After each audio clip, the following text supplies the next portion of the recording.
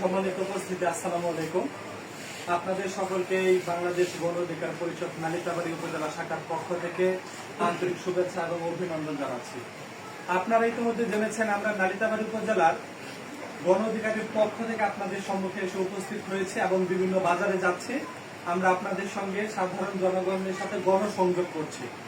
আপনারা জানেন 2018 সালে বাংলাদেশে যেটা বৈষম্য বিরোধী ছাত্র আন্দোলন হয়েছিল, কোঠা নিয়ে চাকরি নিতে গেলে দেখবেন মুক্তিযোদ্ধার ছেলেদের অগ্রাধিকার থাকে, তারপর বিভিন্ন যে পুলিশের ছেলে পুলিশ হবে, শিক্ষকের ছেলে শিক্ষক হবে, শিক্ষকের ছেলে যদি আপনি আবেদন করে তাহলে কিন্তু তার 30% কোটা থাকে। এই 30%-এর জন্য তারা কিন্তু এগিয়ে যায়, যারা আমাদের মতো থাকে তাদের কিন্তু চাকরি হয় না ওইভাবে। এইটা বাদ দেওয়ার জন্য 2018 সালে আমাদের গণ অধিকার পরিষদের ডাকসু সাবেক ভিপি জনাব নুরুল হক নূর তার নেতৃত্বে ছাত্র জনতাকে নিয়ে মাঠে নেমেছিল কোঠা সংস্কার করার জন্য। তখন 2018 সালে কোঠা সংস্কার আন্দোলনটা সফল হয়নি, কেননা ভারত হচ্ছে জানেনি আপনারা আওয়ামী লীগের পরম বন্ধু। আর কিরকম বন্ধু তা তো আমরা দেখতেই পারতেছি। এই দেখেন, আমাদের দেশটা দ্বিতীয় স্বাধীনতা অর্জন করার পরপরই তারা ফারাক্কাবাদ ছেড়ে দিল।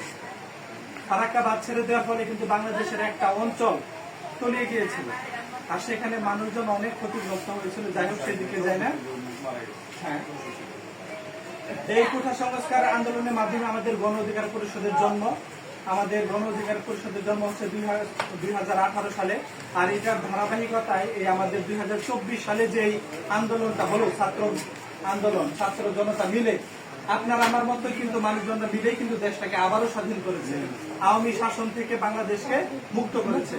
আর এইখানে যারা ছিল, দুইজন যে তরুণ উপদেষ্টা হয়েছেন, আসিফ মাহমুদ এবং নাহিদ ইসলাম, তারা হচ্ছে আমাদের গণ অধিকার পরিষদের অঙ্গ সংগঠন ছাত্র অধিকার পরিষদের সভাপতি ছিল ঢাকা টিএসসি।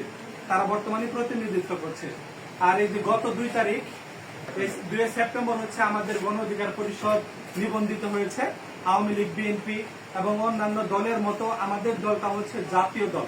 আর আমাদের দলের মার্কা হচ্ছে শ্রমিক, কৃষক সকলের মার্কা, যেটা ট্রাক মার্কা দিয়েছে আমাদেরকে। আর আমাদের নিবন্ধনকৃত দল নাম্বার হচ্ছে 51। এর আগে আরো 50টা দল আছে, যেটা আমরা অনেকে বলতে পারবো না কোন কোন দল আছে 50টা। আমাদের যে পরিকল্পনা 300 আসনে যেন আমরা প্রার্থী দিতে পারি, সেই লক্ষ্যে আমাদের কাজ করা। আর এটা আপনাদের ভূমিকা থাকবে অপরিসীম। প্রধান উপদেষ্টা সহ বিভিন্ন আরো যে উপদেষ্টা আছেন, তারা বলতেছেন যে আমাদের বাংলাদেশটাকে শাসন করার জন্য, বাংলাদেশটাকে সুন্দরভাবে পরিচালনা করার জন্য নতুন একটা দলের প্রয়োজন। সেই দলটা যেন অবশ্যই তরুণদের দল হয়।